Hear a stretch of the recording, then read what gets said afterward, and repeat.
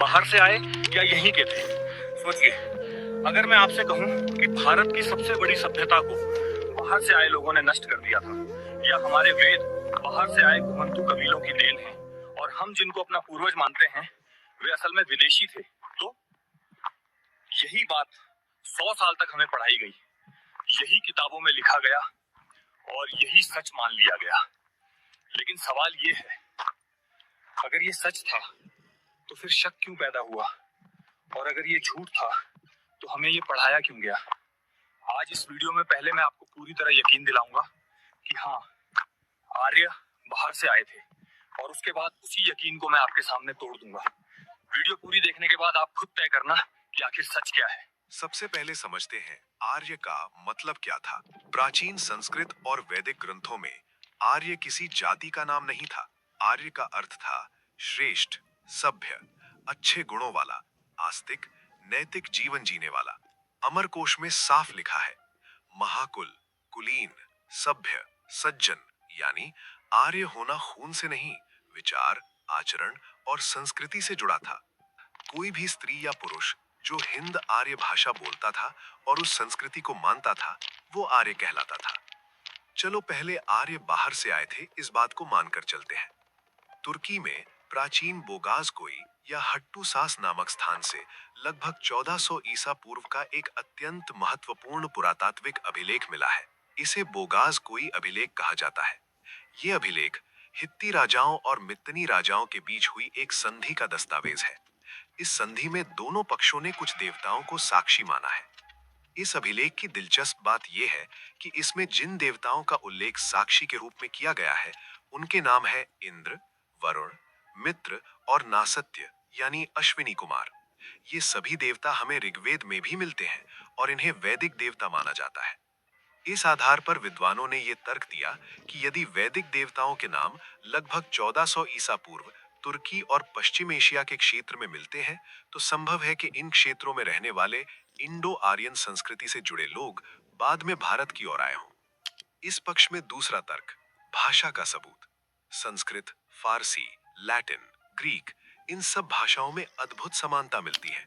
उदाहरण देखिए, माता, मदर, मेटा, पिता, फादर, पेटा, भ्राता, ब्रदर। तो विद्वानों ने कहा, जरूर कभी एक ही जगह इन भाषाओं को बोलने वाले लोग रहे होंगे जो बाद में अलग अलग जगह फैल गए। यहीं से कहा गया आर्य मध्य एशिया या यूरोप से भारत आए। तीसरा तर्क, घोड़ा और रथ। कहा गया सिंधु घाटी में घोड़े के स्पष्ट प्रमाण नहीं मिले, लेकिन वैदिक ग्रंथों में घोड़ा सबसे महत्वपूर्ण माना गया है। इसकी उदाहरण है अश्वमेघ यज्ञ। तो निष्कर्ष निकाला गया कि जो घोड़े लाए वही आर्य थे, और जो पहले थे वे अलग लोग थे। आर्य बाहर से आए थे इस बात के समर्थन में चौथा बड़ा तर्क सिंधु घाटी सभ्यता और वैदिक संस्कृति के कथित अंतर को बनाकर दिया गया। जब 1920 के दशक में हड़प्पा और मोहनजोदड़ो की खुदाई हुई, तो एक अत्यंत विकसित शहरी सभ्यता सामने आई।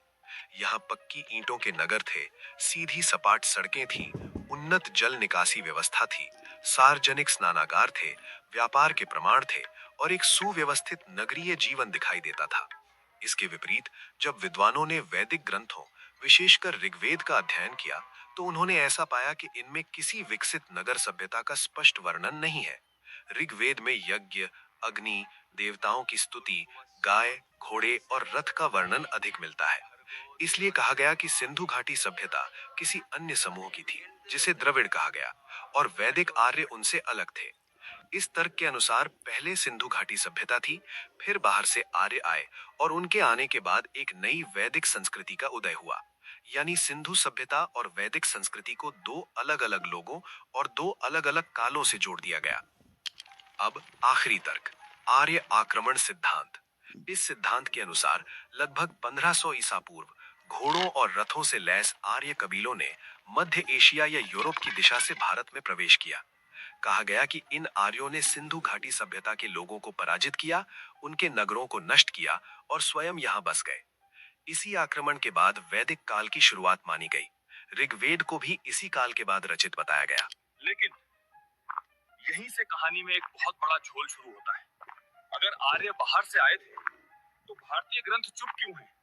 पुरातत्व उल्टा क्यों बोलता है? और विज्ञान इस थ्योरी को क्यों तोड़ रहा है। आइए दोस्तों, अब एक एक करके सब खोलते हैं। सबसे पहले अब उसी बोगासकोई पुरातात्विक अभिलेख को दूसरे दृष्टिकोण से देखते हैं। ये सही है कि तुर्की के बोगासकोई अभिलेख में लगभग 1400 ईसा पूर्व इंद्र, वरुण, मित्र और नासत्य जैसे वैदिक देवताओं के नाम मिलते हैं। लेकिन केवल इसी आधार पर यह निष्कर्ष निकाल लेना कि आर्य बाहर से भारत आए थे, वैज्ञानिक दृष्टि से सही नहीं माना जाता। इसका अर्थ ये भी हो सकता है कि कुछ लोग भारत से पश्चिम एशिया की ओर गए हों और वहीं जाकर अपनी धार्मिक और सांस्कृतिक परंपराएं ले गए हों। यानी बोगासकोई अभिलेख ये तो सिद्ध करता है कि भारत और पश्चिम एशिया के बीच सांस्कृतिक संपर्क था, लेकिन ये सिद्ध नहीं करता कि ये संपर्क केवल एक ही दिशा में हुआ था। आइए अब दूसरे तर्क को खारिज करते हैं। आर्य बाहर से आए थे, इस सिद्धांत में यह कहा गया कि घोड़े की जानकारी भारत में आर्यों के आगमन के बाद ही आई, क्योंकि ऋग्वेद में घोड़े और रथ का बार बार उल्लेख मिलता है। लेकिन इस तर्क पर पुरातात्विक साक्ष्य कई सवाल खड़े करते हैं। राजस्थान के बागौर और मध्य प्रदेश के आदमगढ़ क्षेत्रों में मध्य पाषाण काल के शैल चित्र और अवशेष मिले हैं। इनका काल लगभग 9000 ईसा पूर्व से 4000 ईसा पूर्व के बीच माना जाता है। इन शैल चित्रों में मनुष्य को पशुओं के साथ और शिकार के दृश्यों में दिखाया गया है। कुछ चित्रों की व्याख्या घोड़े जैसे पशु के रूप में की गई है और धनुष बाण के प्रयोग के संकेत भी मिलते हैं। इसलिए घोड़ा बाहर से आया और उसी के साथ आर्य आए वाला तर्क पूरी तरह सिद्ध नहीं होता और इसे निर्णायक प्रमाण नहीं माना जा सकता। अगला प्रमाण यह है कि पहले सिंधु घाटी सभ्यता का काल लगभग 2600 ईसा पूर्व से 1900 ईसा पूर्व माना जाता था। लेकिन बाद की वैज्ञानिक तकनीकों जैसे रेडियो कार्बन डेटिंग और OSL के प्रयोग से यह संकेत मिला कि इस सभ्यता की जड़ें इससे कहीं अधिक प्राचीन हो सकती हैं और इसके प्रारंभिक चरण 7000 से 8000 वर्ष पहले तक जाते हों। इसका अर्थ यह है कि भारतीय उपमहाद्वीप में एक विकसित और निरंतर सभ्यता आर्यों के कथित आगमन काल से बहुत पहले मौजूद थी, जिससे ये प्रश्न उठता है कि यदि सिंधु सभ्यता इतनी प्राचीन थी और उन्नत थी, तो आर्य किस समय आए और उन्होंने किस सभ्यता को नष्ट किया। अब आते हैं विज्ञान पर। भारत, पाकिस्तान, नेपाल, श्रीलंका 13,000 से ज्यादा DNA सैंपल्स पर रिसर्च हुई। इसमें पाया गया कि आर्य और द्रविड़ का कोई जैविक अंतर नहीं है। 99% भारतीय एक ही पूर्वजों की संतान है। इससे यह संकेत मिलता है कि भारतीय समाज का विकास बाहरी आक्रमण से अधिक आंतरिक निरंतरता, आपसी मिश्रण और दीर्घकालिक सांस्कृतिक विकास का परिणाम रहा है, न कि किसी अलग नस्ल के अचानक आगमन का। दोस्तों, इतिहास को समझने का सही तरीका ये नहीं है कि हम किसी एक थ्योरी को पकड़कर बैठ जाएं, बल्कि ये है कि हर नए प्रमाण को खुली नजर से देखें। अब फैसला आपके हाथ में है। जब आप कमेंट्स में जरूर बताएं कि आपकी बुद्धि क्या कहती है, क्या हम विदेशी हैं या हम यहीं के हैं। और प्लीज वीडियो को हाई पॉइंट जरूर देके जाएं। धन्यवाद, मिलते हैं ऐसे किसी और